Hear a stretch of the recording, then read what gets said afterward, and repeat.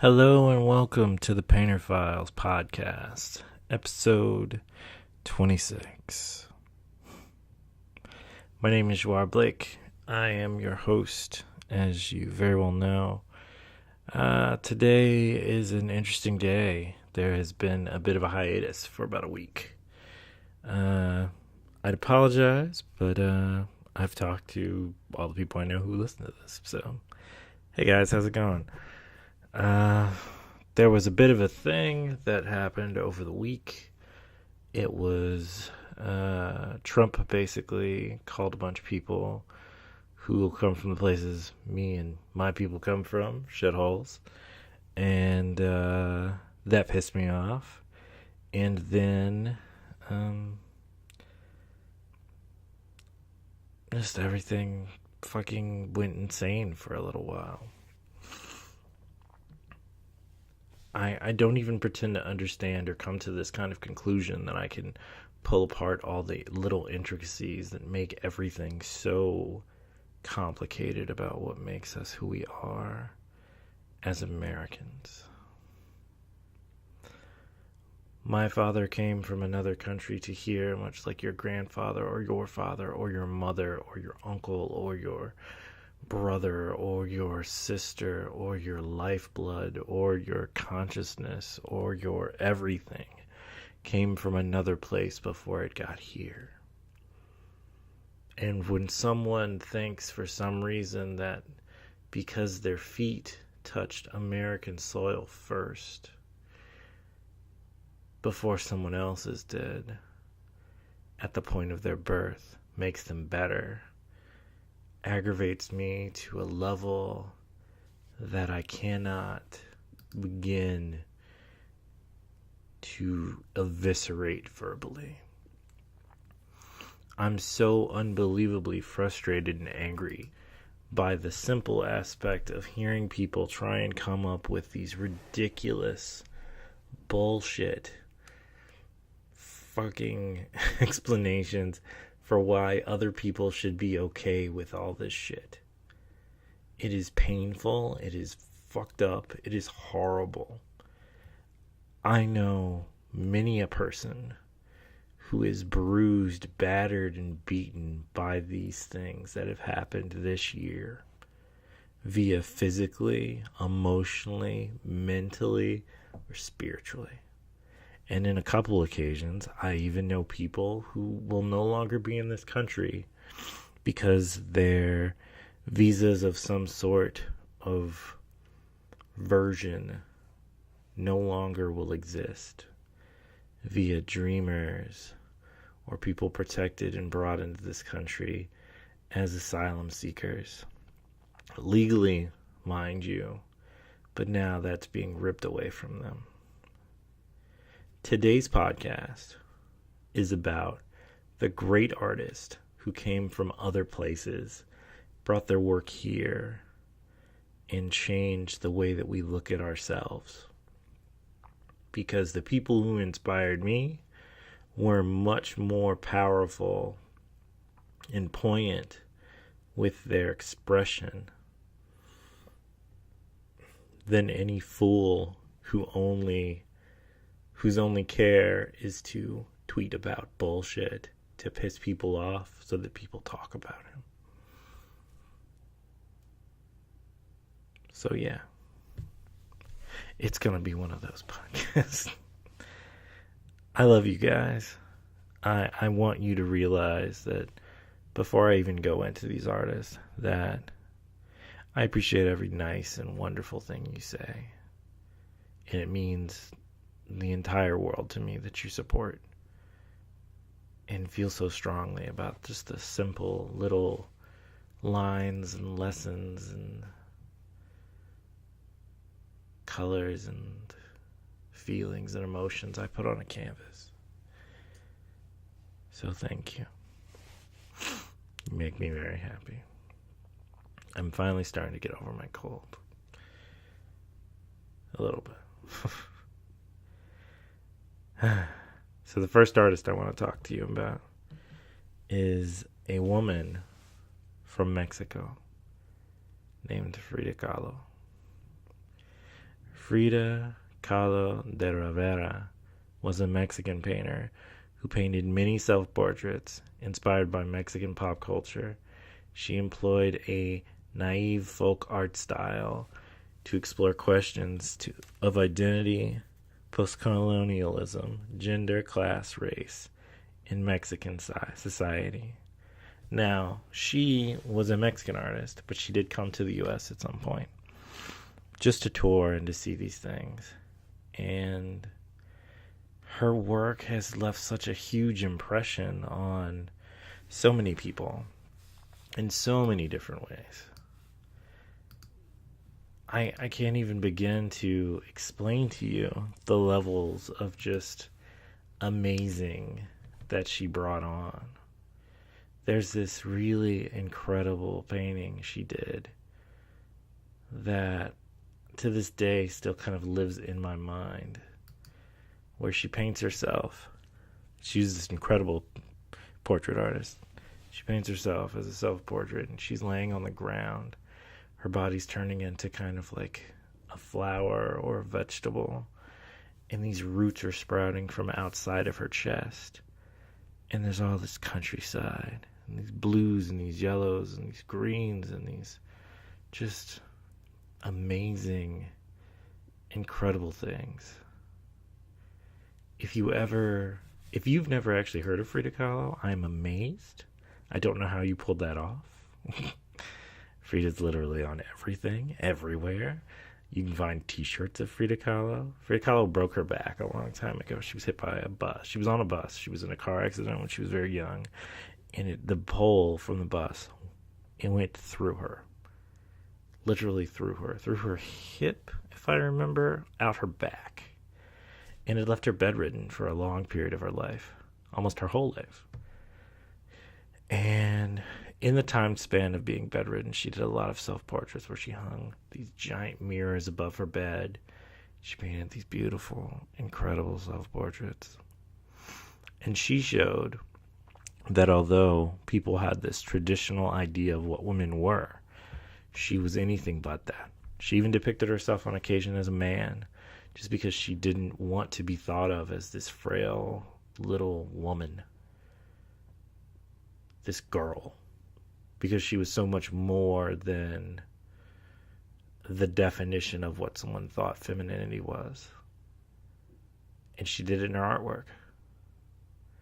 She is one of the most powerful, influential artists of all time. And she didn't even know it. And in a way that kind of gives me hope, because I don't see myself as very much. And maybe I'm just being blind to the possibility that one day someone will be doing a podcast about me in the same way. That's not what this is about. No, she's just an incredible artist. And it changed my life the first day I ever saw any of her work. And it's been changing my life ever since. Jean-Michel Basquiat. Basquiat was an American artist. His dad was from... Where was his dad from? I'm trying to remember. His dad was Cuban. And his mom was black and his dad was Cuban, and he grew up in Brooklyn. And or Lower East Side, Manhattan. He was a graffiti artist, but he was also just a abstract figurative artist. And he did these paintings that were so unbelievably vivid and incredible, to the point where no one else could even stand in the awe of Basquiat and how he felt about just making and doing and seeing all these things. He was willing to make commentaries in ways that other people weren't willing to about the time span in which he was living. He was just this really incredible artist. And he traveled the world in some way, sometimes. And sometimes he was just in Brooklyn and all these other parts of New York, just traveling. And he hooked up with Andy Warhol, and he became this iconic figure, and he died young, and he lived really hard, but he was just this beautiful masterpiece of an artist. And he was weird. And he challenged a lot of roles that people thought that he needed to be this black artist. There was this one interview I remember he did where this guy said, "So how do you feel as a black artist?" And he's like, "I don't think of myself as a black artist. I just want to be an artist. I don't want to be your favorite black artist. I want to be your favorite artist." Even David Bowie once commented in the middle of an interview, he's like, "Y'all look at these guys like they're these black guys, but in actuality, like, they're musicians. They're making things. They're doing things. You took advantage of the fact that Basquiat brought you these amazing things, and you shoehorned him into this kind of corner." And he was never willing to take that or accept that or be anything less than that. And his father was an immigrant, and he came to this country, and Basquiat, with that blood in his veins, decided to make and just be and give all that he did. He was famous for doing these crazy, wild color paintings, and he would write on them and scratch out words and just all these things. If you ever want to see one of his paintings, there's this painting from 1983, which was a year after I was born, because I am 35, called Notary. And it's just got all these things. It's got Pluto written several times, and a couple times it's scratched out, and Notary, and Parasite, and this note: "For all debts, public and the private." And it's got private scratched out. And there's skeletons, and they're vivid in all these colors. And they are depictions of all the things that are going on and on and on around. Basquiat used to draw these crowns. I have one of them actually in my autograph that I incorporate an eye inside of. 2 eyes, actually. One on the outside and one on the inside. And my tattoo I have on my chest, above my neck, like on my neck, leaning onto my chest, is a Basquiat crown in honor of the great man. He was amazing because he gave honesty where there wasn't some to find some at sometimes. And I don't think the world has ever really forgotten it. Salvador, Domingo, Felipe, Juantino, Dali, also known as Salvador Dali, was this prominent Spanish painter who came to the U.S. and took everything by storm with his ingenious and wild ideas. He kind of came off almost like a Nicholas Tesla, but with painting, in just interesting ways of making and doing things. From melting clocks to to images that inspired Walt Disney to do a film with him for illustrations that was too weird for them to even put out. But to this day, you can still see online.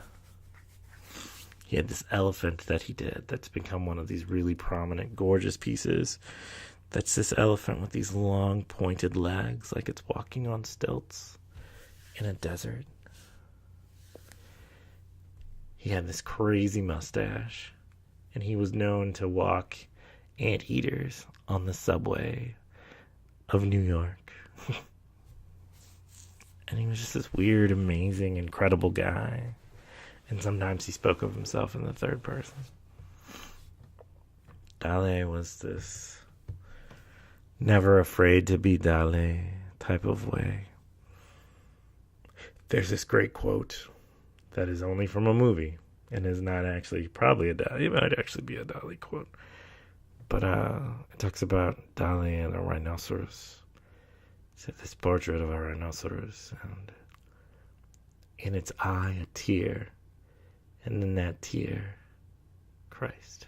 And it was just like, wow, that's so insane and amazing at the same time. He was just this. He was willing to bend rules and make beyond the simple facets of this is how we feel it should be. This is how they did it back then. So this is how we should do it now. And he refused. And he made his own way. And he did all these incredible, amazing, crazy-eyed things. I don't even know. I don't even know. To this day, I could study a million Dali things and still go, I have no idea how he fucking came up with that shit. It was just incredible. There's so many paintings. I don't even know which one to explain to you the best way on. Because you all know the melting clocks. But the melting clocks to me is not the greatest, coolest piece he's ever done. He's done so many incredible, amazing pieces. And he wasn't afraid of the human form. That to me was something that's always that's linked all these artists together. They were never afraid to just have things be and do and make. And I really love that. I just do. I think it's incredible. Toyin Uji Odutola? I'm sorry if I said your name wrong. Odutola. Toyin Odutola is a Nigerian-based artist who paints some of the most amazing artwork anyone could ever see. I'll put these names down in the description. Don't worry. Toyin has this one painting called... Oh, God, I don't even know what to call it. I don't even know what to call some of these. She does these portraits of people, and she makes them look like... makes their skin look like reflections like they have on bikes, like those little reflectors. When the light hits them, they kind of come back. There's like a vinyl look to them. But these are some of them, almost sinewy, but these are some of the most beautiful portraits you've ever seen in your entire life. Toyin has this way about herself. When she makes people, she makes them in such a way that when you see it, you know you're looking at the way a master would make something. A master of their craft. To this day, she's still walking around doing her thing, going in shows. She's got a show in New York, I believe, right now. And it's just, it's so vivid. It's so amazing. There are all these, just the skin is like a roadmap, kind of giving and gleaming and just booming through. She picks these like extremely dark-skinned models and then makes them so dark that they reflect light back at the viewer, and you see all these intricate little details like fingers interlocked, forever wiggling. There have been few artists in this time frame that I have found who do not utterly and completely amaze me with the impossibilities of their creativity. But Toyin is by far one of them.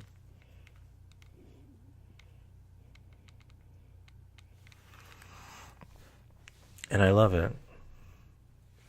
I honestly love it. I wanted to specifically tell you about Toyin because I've always told you about all these other artists, but I've never actually told you about her. I had a conversation with everyone actually online, asking her about how she did when she put out her first book. I was like, your book is so beautiful and amazing. How did you do that? And she's like, just keep making what you're making. I like your work. And when you're ready, there's this website you can go to, and that's how I published my first book. And so I downloaded the website immediately, not knowing that I wasn't quite ready.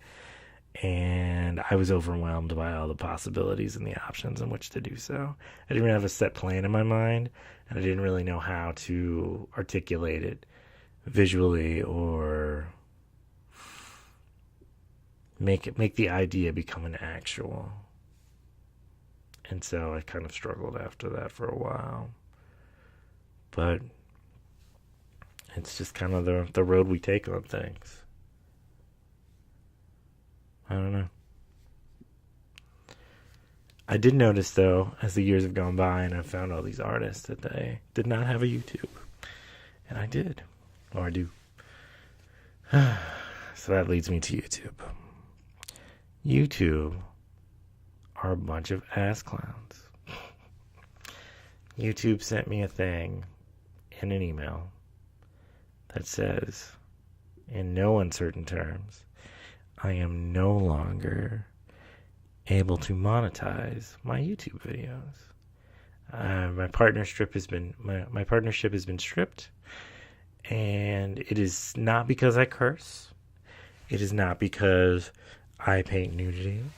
It is not because I am at all controversial or big mouth or anything of that nature. It is on a simple aspect, and I'm sure many of you have gotten this, and it's not just me. We don't have 1,000 subscribers, so we can't have that anymore. It used to be you had to get 50, and I got 50, and then I was able to monetize. I didn't make very much with it, but it was nice. It also meant that everyone all over the world could see something if I posted it because it got more notoriety. And now I don't have that anymore. Somebody pointed out to me a while back that, you can see that YouTube's changed a lot as the years have gone by because on a very simple scale, as they put it, when you go onto YouTube, it gives you a lot of kind of like famous, pre-produced, like overproduced things, and it doesn't actually show people who are actually small YouTube channels anymore. You have to really go out of your way to find those. And apparently, although I've fallen into slight obscurity, I am doomed with them until I find 1,000 subscribers to never be able to be monetized. So, fuck them. So my plan is, from this moment, I made a Bon Voyage video to YouTube. I will post it. Although, to be fair, if it were not for you guys and the wonderful fans that you have been throughout the years, I would not even give YouTube that much. But on the upside, I have my own website, as you know, because you're listening to it on said website.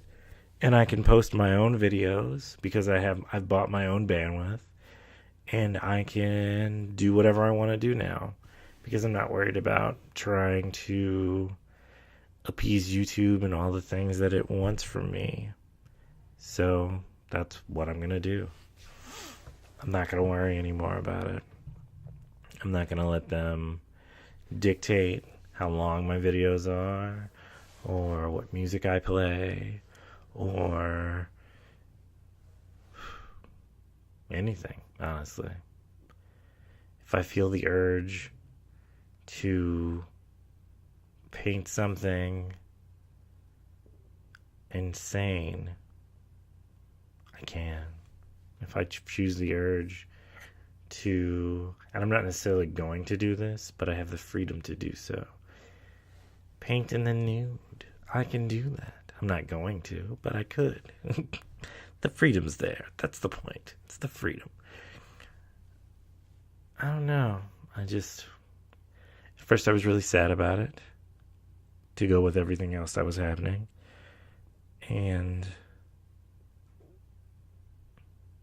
now I'm just kind of coming around to the idea that I'm just going to do whatever.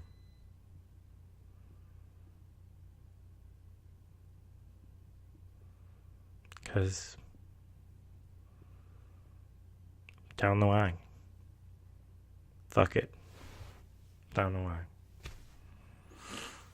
line. Okay. So I got that off my chest. Now I can tell you about things. So, I'm currently working on this painting. This giant beast. 6 feet tall. Craps lightning. No, I'm adding to the Halloween theme that I did. These kids in these Halloween costumes. These teenagers in these Halloween costumes. Marley's band of misfits. From her and on. A posse, a clique, a frenzy. All more inventive and creative than the other. And I love that. It's so much fun to just make these crazy mashup color bombs of fun and entertainment and excitement. And how they have this energy and this life of their own. So with this one, you've got the person under the costume and the costume on top. You only see the hands and the legs and the feet of the actual person. And I like that there's not an actual gender that can be assigned. I think that's important. There's a giant face of a woman for the chest plate. Wings cascading over the arms that are down at the sides. In a universe style undersuit. Little black kind of penny loafer type shoes. With speckles of white across them.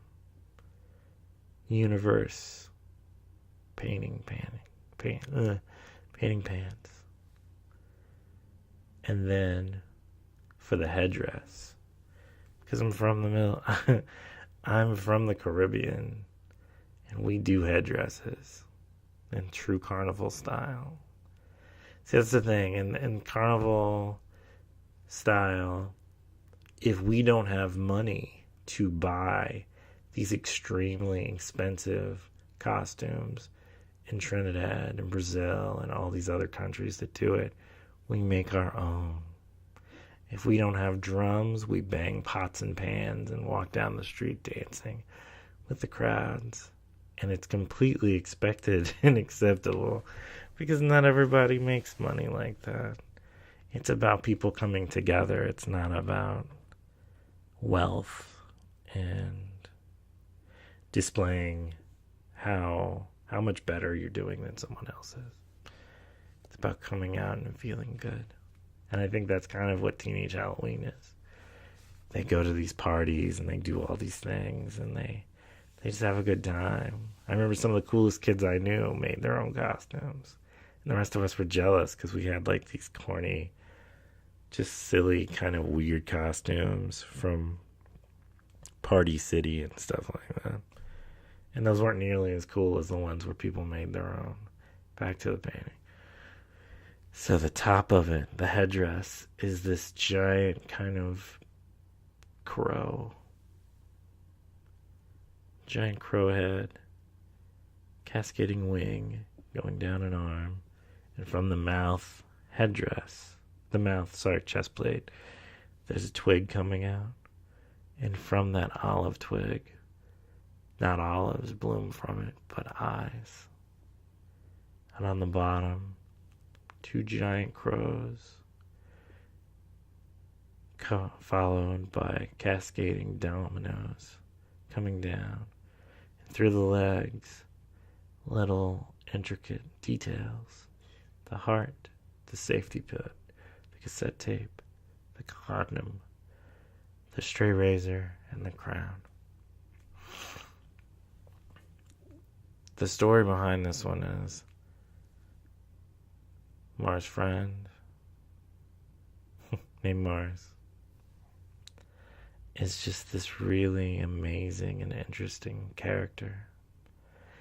Completely sexless, which is to say,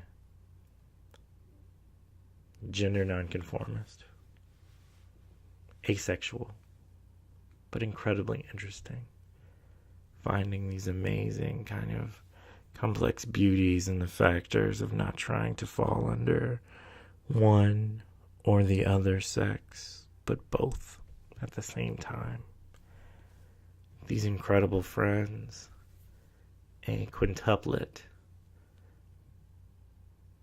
of exploration, and I love the colors and the simplicity and the symbolism. The headdress is to represent protection from the unknown. The chest plate is to show the vulnerability of being young. The olive branch cascading out of the mouth is the exhaling of your strength and your fragility. The eyes blooming are because you're always watching and taking and observing and taking things in. The crows are the protectors of wisdom that you view from up high, from a hindsight aspect. The dominoes are the games you play in your own mind about what you think things are and what they actually are. The strategy you play with yourself unknowingly. The objects between the legs are all the things you carry with you as you go. The safety pin to mend yourself. The heart, because you feel so much. The cassette tape, because you're always thinking of a song inside of your head. The condom, because inevitably you will find yourself in a situation you want and you're not necessarily prepared for, but you're as prepared as you can be. The straight razor, because sometimes, on very few occasions, preferably, you have to fuck shit up. And the crown, because,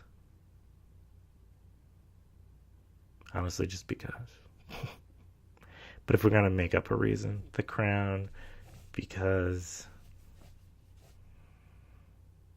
you are a king and a queen at the same time of your own being. If you can't see yourself as the rea or the res of your life, and the events that happen to you because they are your story and not because there's someone else's to dictate on how and what you should be doing and how and what you should be, not even what you should be doing, but how you should be feeling about how and what you're doing, then you're kind of lost. And that's sad. This is a hard one. This is kind of a hard podcast. My mouth is very dry and I'm a little crazy. But typically I'm always crazy. Now my book. My book is coming along well. I took a little bit of a break because everything was so overwhelming and I didn't want my book to be about that. Because my book should never be about that.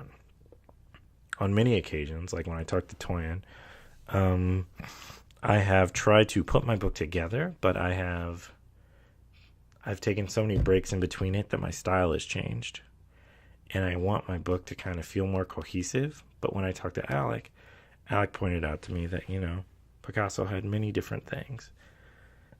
He didn't just have his blue period. He had all these other periods. So there's no shame in putting all these other pieces in at one point in time. The funny thing is I look back at some of those paintings that I used to do that I was so proud of, and I look at my style now, And honestly, I don't feel like those styles beforehand were as good as the ones that I'm doing now. I feel like I've mastered a lot more. And I'm not as afraid of being proud of what I do. There have been many times in my life where I've just not given a fuck and I've just made things, but I wasn't so much proud of them. I just refused to be upset about them or ashamed of them. And that's not what I want for my book. That's not what I want for my legacy of what I'm doing. And it doesn't mean my book is going to be my legacy, but to me, my first book, it needs to be something that's like a love letter to my teachers and my fans and myself. And it has to feel that way. So it may take time, but I just want it to be beautiful. I don't know. I remember, alright, so this is an art school story. I remember when I was in my second year of college, and I had just come back from Georgia. And I'm back at school in Charlotte. And there was this art store.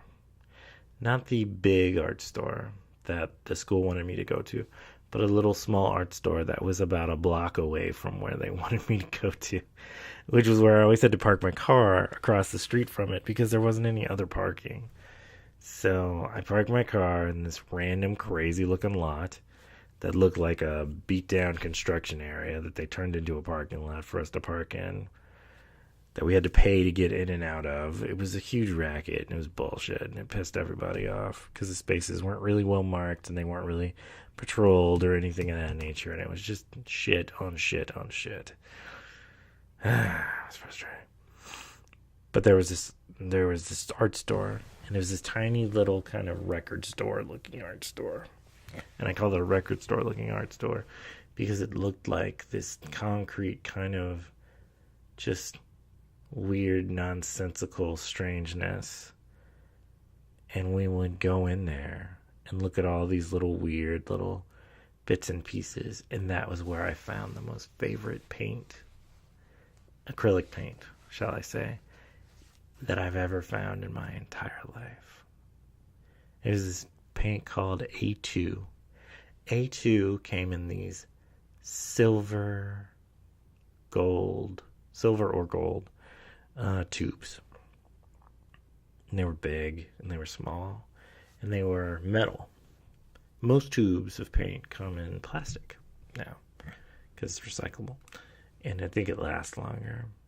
And I'm pretty sure A2 was probably a little toxic because I remember painting sometimes with A2 in like closed areas and feeling very high. Except I didn't know what high was at that time because I'd never actually gotten high. So it was interesting. Different story. So these paints were so rich and creamy and kind of oily, and I loved them. It was like running your fingers through whipped cream. But it left lingering marks kind of the way like pomade would on something.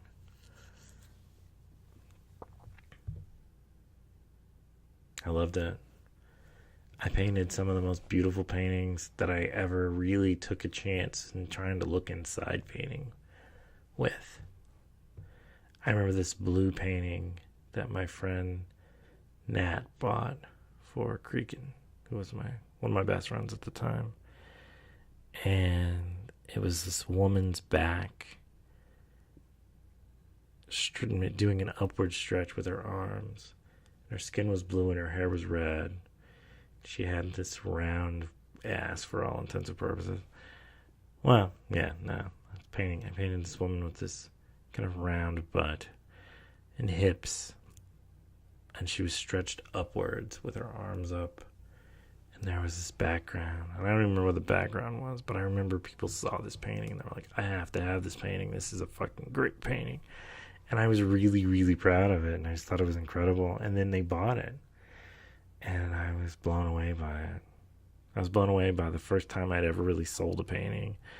And it wasn't for like a couple of dollars. It was for like an actual amount of money. Not a huge amount of money, but at the time it was probably like the biggest sale I'd ever made on a painting ever. And I felt so proud and amazed by the whole situation because it was a painting that I really loved and I really loved making. And I just felt really, really, really, really proud and just thought it was gorgeous. And I've never stopped loving that painting. I don't even remember exactly what that painting looks like beyond the things that I just told you. But it was incredible. I remember I found the pose in the back of an anatomy book in the library, the city library downtown. It's this giant figure modeling book, The Anatomy of Art. And I'd seen this painting, and this is before we all had the internet, so everybody didn't have the internet. So I couldn't just look it up and then, steal it and do whatever. I had to, like, go and draw it. And then I drew it from the book. And then I went home, and then I got this giant, tall painting. It's the first tall painting I'd ever done. And I painted it. And it took me probably about a couple weeks because I was not nearly as fast a painter as I am now. I had to think about it and do all these things. And it's acrylic art, so you have to like wait and let it dry. Otherwise it doesn't have all these details and stuff that you want. I took myself a lot more seriously than I do now.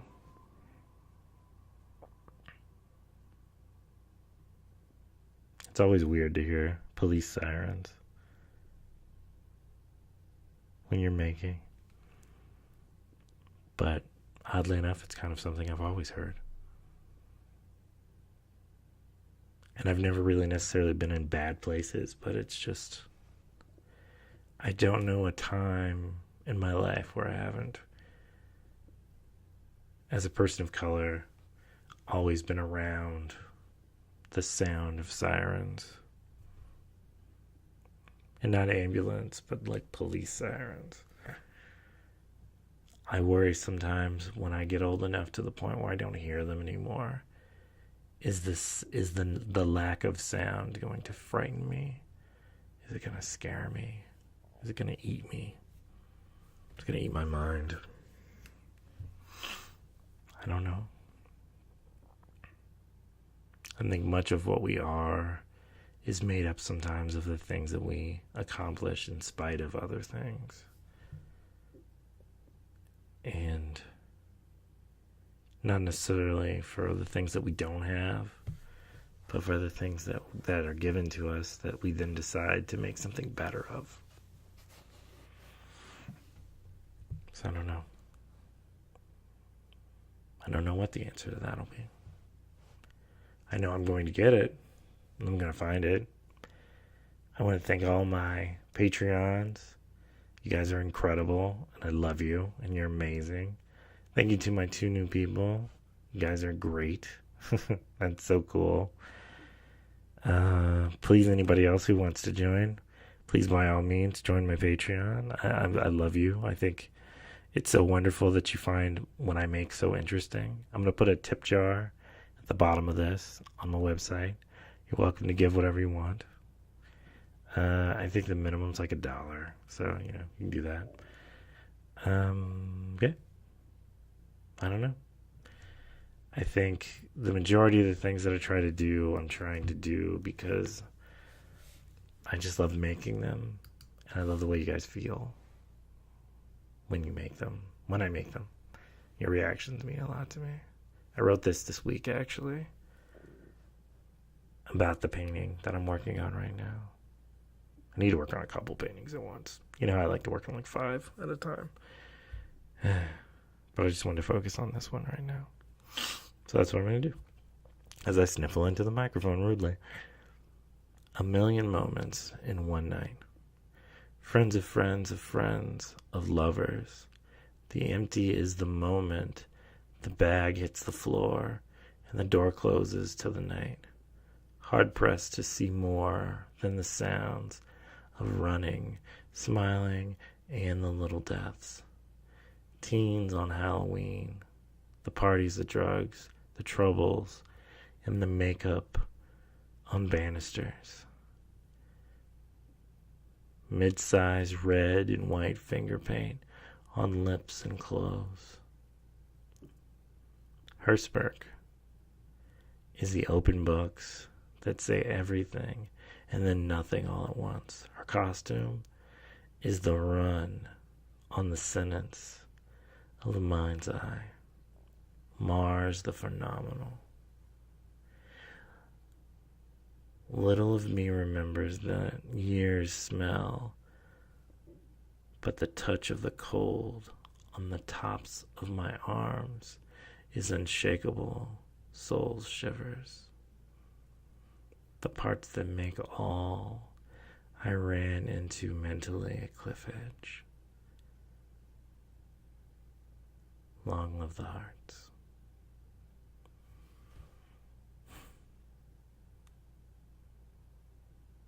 Yeah.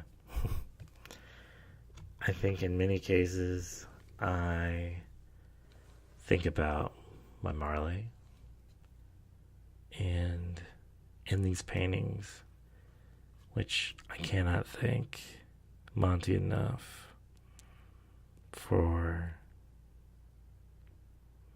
the grant that gave me the paper to do this. I'm learning so much about how I feel about everything. And I'm letting my mind just kind of create more and more and more. And in the creativity in which I'm doing all these things, I'm finding myself at peace in some ways. I'm painting out my sadness and my anger, and my love and my excitement. And I've never felt better about it. I want to thank my actual customers recently who bought some paintings. That was super cool of you guys, and I deeply appreciate it, and I want to thank you from the bottom of my heart. That's so awesome. All the paintings that I post and make and do all this stuff, they're all for sale. I am working up to a show, but whatever you want to buy, I will sell you, and I will make more, because I'm going to make more regardless. So I want you to think about that. If you ever see anything you like, my prices are always pretty affordable. So, because I like to make and I like people to have these things. So, this is by far the longest Painter Files podcast we've ever had at 48 minutes. I think I have talked your ear off long enough, my friends. So, as we go, remember to be cool to each other. Every little thing you do to try and help somebody else is a good thing. I know sometimes we're a bit misguided in the way we feel about things, but so that you know, and so that I know, it's done out of love. Love you guys. This is the end of Painter Files, episode not 26, 25, which was a really hard birthday, actually, when I was that age. But I digress. Have a good one, guys. Painter out. Ciao.